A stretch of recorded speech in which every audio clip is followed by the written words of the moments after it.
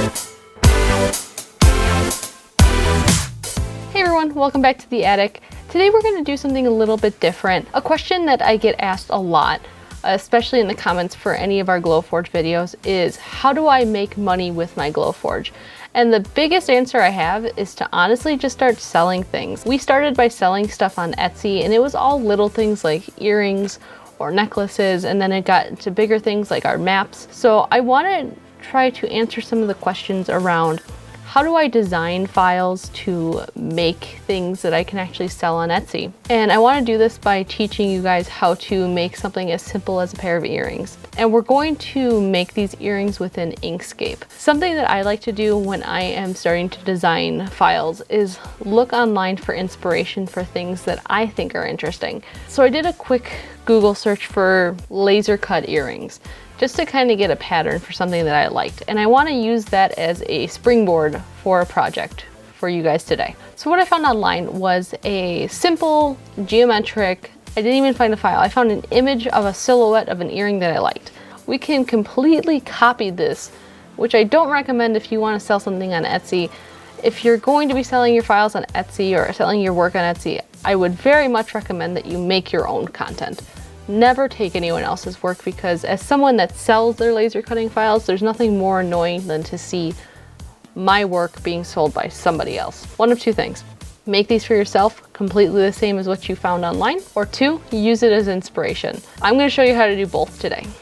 So first, what we're going to do is basically just quickly copy this as fast as possible. Like, this is the fastest way to go from image to file to print. We select the image that we brought in, we hit path, we select trace to bitmap, keep it on the settings that it automatically generates to, brightness cutoff, and the brightness threshold at 0.45, and we're gonna hit OK.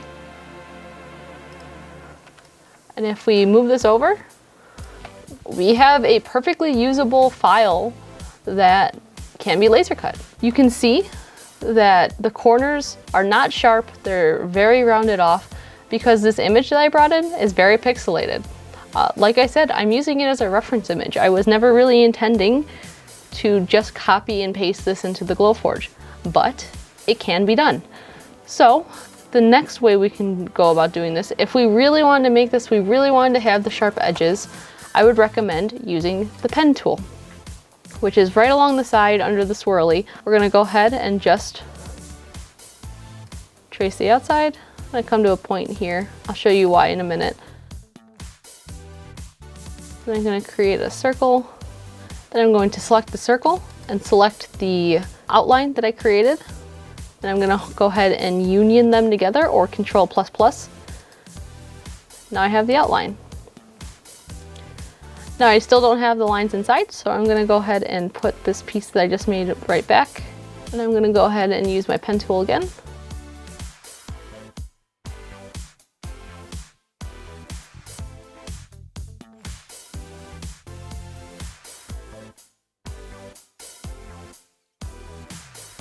Okay, there we go. So now I have an exact copy of it that does not have rounded corners. So this is a much sharper version of this. Still, if I were to be making this, this is something I would make for myself. This is not something I would sell to customers, because I did not design this file. What we're gonna do next is use this piece as inspiration. I was drawn to this style. I was drawn to this design. I wanna make it something of my own now. So let's go ahead and try to make a variant of this. So what I was drawn to about this set of earrings was the actual shape, as well as the linear lines that were going through it. If I were to personally make one myself, I'm leaning more towards something like this that is a little shorter. And how I made this was basically by taking the pen tool and just following the shape, but shortening how far it went. Exactly how I made the other one, but just a little bit shorter. And then what I put behind it is another piece. So then through the cuts I have some color, and now it's a layered piece. My idea is to cut this top piece out of a wood, and then cut this bottom one out of some sort of mirrored acrylic. So if we color these a little bit more accurately, this one will be more of a deep blue. and this will be more of a dark brown. So when they are put together, they're like that. So I have saved on the file itself a bigger pair and a smaller pair of earrings. Whenever I make earrings, I try to make a big one and a small one because I have small ears. Doesn't mean everyone else does.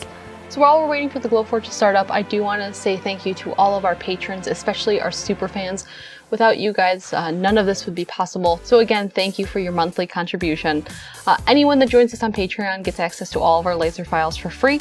If you want these files, feel free to check it out on Patreon. They will be posted in there. So we're going to be using mirrored acrylic.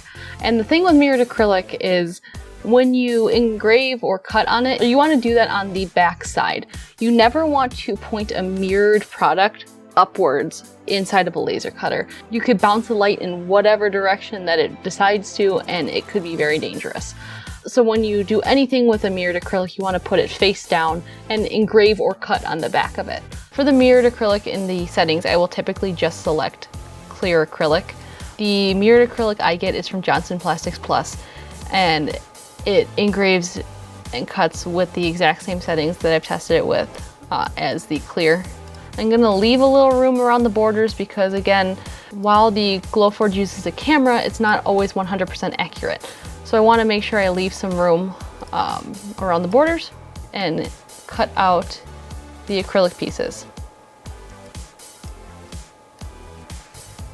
Okay, so now that the acrylic pieces are cut, we're going to ignore those original cut lines and we're gonna cut the wood pieces out. I'm gonna switch over to the walnut ply.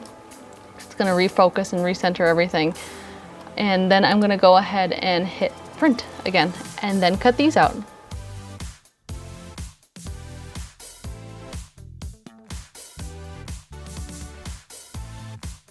Okay, we have all of our pieces cut. Now let's bring it over to the workbench and actually start assembling these. There's a few materials that I use when I am doing earrings. I have a set of 2 jeweler's pliers. Then I have a pack of jump rings. Then I have my bigger jewelry kit, which has things like posts and whatnot in them. I'll basically put a link to everything that I own in the description below so you can decide what you do want and what you don't. This is my least favorite part about doing jewelry is actually doing the jump rings because I just am not that good at it. But basically you want to take both and pry them open. Not too much that you lose the complete shape of it, but then we're gonna feed these through. I might actually glue these in place because it's a little tight on the jump ring. Now the acrylic is very prone to getting scratched, so now I want to be very careful with how much I interact with it. Basically I'm going to put a dot of glue on, just on this guy right here, and make sure it's lined up where I want it to be. Now that's glued in place a lot better. I'm going to use this little jump ring that I added, open that up the tiniest bit, and now I have a complete earring. I'm going to speed through the rest of these now.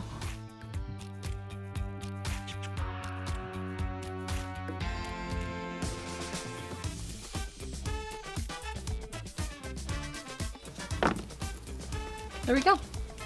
And now we have 2 different sizes of earrings. And something that we designed and printed and completed in about 25 minutes. It's pretty crazy. Glowforge is pretty insane and you don't need to have that much skill to be able to make something like this very quickly. I still cannot recommend the machine enough. If you have any other questions, leave them in the comments below.